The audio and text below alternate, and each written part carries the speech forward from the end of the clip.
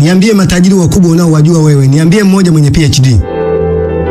Yani ujue the more una spend time kufanya jambo fulani na mwingine naye anafanya jambo lingine nje ya wewe. Lakini kinachokutupa evidence ni uhalisia wa maisha. Una mock PhD za watu. Ni nzuri na ni muhimu, lakini tusione kama the only solution to life. Ni lazima watu wasome na ni muhimu watu wasome. Lakini unaposoma msiwaeleze watu vitu ambavyo sio reality, kwa sababu kwenye maisha kuna reality.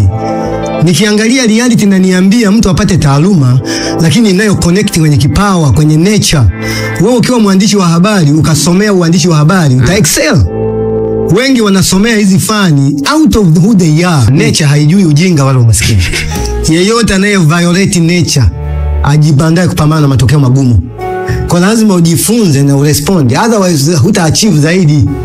Kwa sababu haya mambo yote tumepewa ili tuishi vizuri tu, hakuna lingine.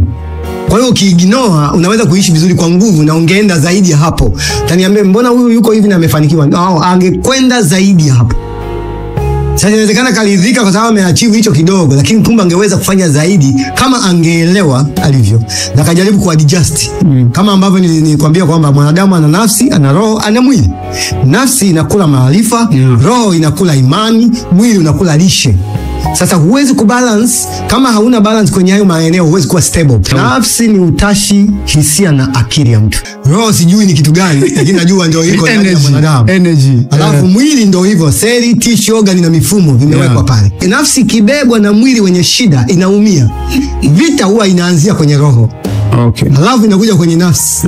Vikizidiwa vyote viwili, mwili ndio unatolewa kafara. Ndio maana unaona mtu ni msomi bado na complain kama ambaye hajasoma. Kwa nini? Ile taaluma ni mzigo kwake. Akili haijafunguka kuona fursa. Kwa nini? Haiko connected na nature. Hivi ukamchukua Joe tukamsomesha sanaa za maonyesho toka akiwa na miaka 5, angekuwa wapi size? No. This is what it is. Yeah.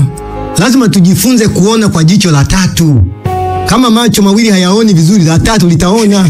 Na hilo la tatu ndio la muhimu zaidi ambalo wengi ni blind. Upuuzi ukiwa na wengi inageuka kuwa fact.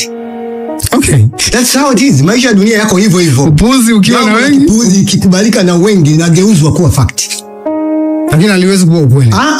Sio kila ukweli unafaa. Kuna wengine umegeuzwa tu, ni uongo umegeuzwa kuwa kweli kwa sababu wengi wanahitaji. Ni muda wa kuchukua nafasi yako katika meza ya HW, tuwasilishe kwako mawazo yenye tija kwa maneno ya dhahabu, kukupa hamasa na kujengea uwezo wa kufanya zaidi na kuwa zaidi. Welcome to the home of positive vibes.